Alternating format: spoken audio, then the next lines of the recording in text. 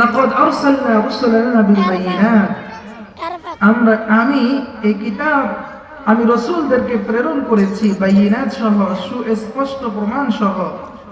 ওয়া আনজালনা মাআহুমুল কিতাব ওয়াল মিজান, এবং তাদেরকে আমি দিয়েছি, তাদের প্রতি নাজিল করেছি কিতাব এবং মিজান, দাঁড়িপাল্লা। লিয়াকুমান নাসু বিল কিসতি, কেন দিয়েছি? যেন তারা এর মাধ্যমে মানুষের মধ্যে ইনসাফ প্রতিষ্ঠা করতে পারে। ওয়া আনজালনাল হাদীদা, আর আমি তাদেরকে দিয়েছি, আমি নাজিল করেছি লোহা।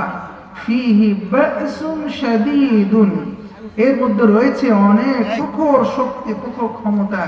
ওয়া মানাফিউ লিন-নাস, আর এর মাধ্যমে, এটির মাধ্যমে মানুষের অনেক উপকার হবে। ওয়ালিয়া'লামাল্লাহু মান ইয়ানসুরুহু রুসুলাহু বিল গায়ব, আল্লাহ রাব্বুল আলামিন এর মাধ্যমে জেনে নেবেন কারা না দেখে আল্লাহ এবং তার রাসূলকে সহযোগিতা করেছে। নিশ্চয়ই আল্লাহ রাব্বুল আলামিন সর্বশক্তিমান, সর্ব বিষয়ে তিনি প্রজ্ঞাবান।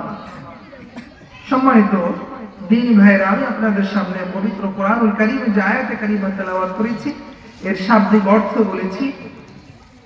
আসুন আমরা এর সংক্ষিপ্ত আলোচনা শুনবো। এর মধ্যে আল্লাহ রাব্বুল আলামিন যেই নির্দেশনাগুলো আমাদের দিয়েছেন, আমরা সেই নির্দেশনাগুলো একটু বিস্তারিতভাবে আলোচনায় আসি।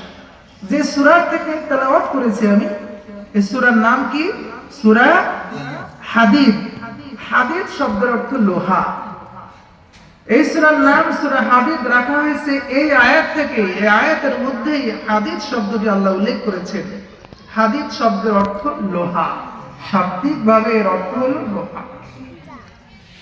এই সূরাটি কখন নাজিল হয়েছে এই বিষয়ে সুস্পষ্ট কোনো প্রমাণ পাওয়া যায়নি, কিন্তু ধারণা করা হচ্ছে রাসূল সাল্লাল্লাহু আলাইহি ওয়াসাল্লাম মক্কা থেকে হিজরত করে মদিনায় যাওয়ার পরে বদরের যুদ্ধ, উহুদের যুদ্ধ, উহুদের যুদ্ধের পরে হুদায়বিয়া সন্ধির আগে, চতুর্থ অথবা পঞ্চম, এই দুই হিজরির মধ্যে আল্লাহ সুবহানাহু ওয়া তাআলা কোন একটা সময়ে এই সূরাটি নাযিল করেন।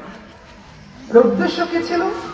উদ্দেশ্য ছিল বদর এবং উহুদ যুদ্ধের পরে মুসলমানরা